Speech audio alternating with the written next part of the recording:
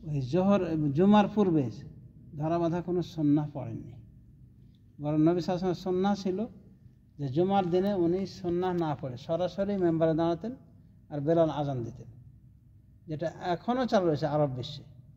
তো খতিবের জন্য জুমার দিনে জুমার আগে কোনো সুন্নাহ নাই, কিন্তু জুমার পরে শুধু খতিবের জন্য নয়, কারোর জন্য ধরা বাঁধার সুন্নাত নাই জুমার নামাজের আগে। কিন্তু আমাদের সে কবলার জুম্মা 4 রাকাত পড়া হয়ে থাকে।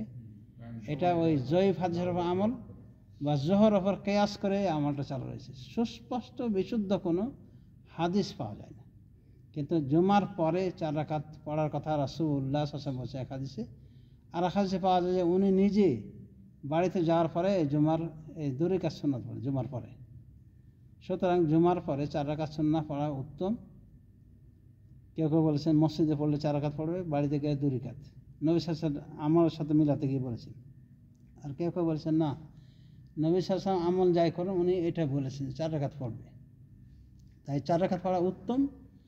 আর 2 রাকাত যদি কেউ পড়ে এটা জায়েজ, এভাবে বলা হয়েছে। তার মানে জুমার পূর্বে ধরা বাঁধা কোনো সুন্নাত নাই, নফল আছে। আর জুমার পূর্বে আর জুমার পরে 4 রাকাত পড়বে, এটা উত্তম। আর 2 রাকাত পড়বে, আর আজানের সাথে এটার কোনো সম্পর্ক নাই। মানে সবাই বসেই থাকে, কোরআন তেলাওয়াত করতেছে, বসে আছে, জিকির করতেছে, ওই সময় এতক্ষণ নামাজ পড়ে অনেকে উঠে আজানের পরে যে নামাজ পড়ে, এটা এইভাবে নির্দিষ্ট করে নেওয়া ঠিক না।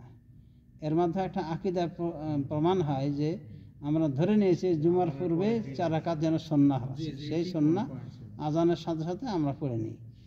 তো আসলে এটা সঠিক নয়।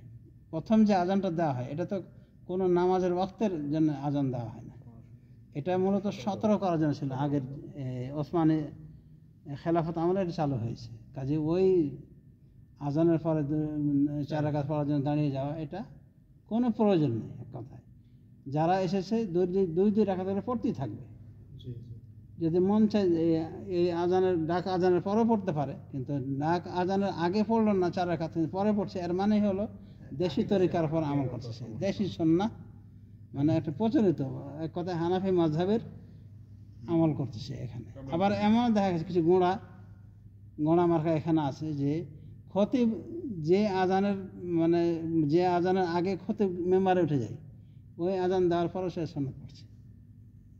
মানে ওর তরিকা যা আছে ওই কাবলা জোহর কাবলা জুমা 4 রাকাত পড়তে হবে, ওই জন্য দাঁড়িয়ে গেছে। এগুলো সঠিক নয়। আসলে কথা বুঝতেই পেরেছি আশা করি, যে জুমার পূর্বে ধরা বাঁধা কোনো সুন্নাহ নাই, তবে নফল আছে। নফল মানে কি, মানে আনলিমিটেড, আমি যা পারেন 2 রাকাত করে পড়েন, সাহাবা করেন যেটা করেছে সেটা আপনি করেন। আর পরে হলো ধরা বাঁধা সুন্নাত, সেটা 4 রাকাত হতে পারে, এটা উত্তম। আর 2 রাকাত এরপরে উত্তম। আশা করি বুঝতে পারছেন। বারাকাতুহু। এবার হাঁটা দিই।